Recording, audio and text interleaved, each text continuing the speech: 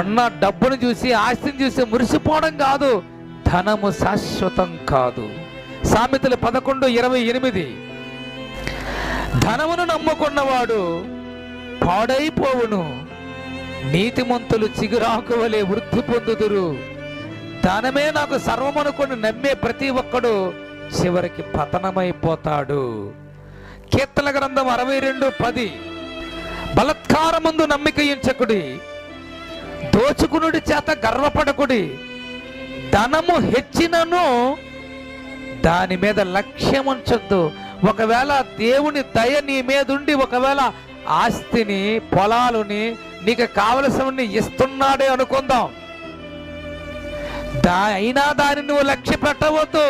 నాకు డబ్బు ఉంది కదా నేను చాలా కాలం బ్రతికేస్తాను, నాకు డబ్బు ఉంది కదా నేను ఆరోగ్యంగా ఉంటాను అనుకోకు. నీ డబ్బు నీ ప్రాణాన్ని కాపాడలేదు.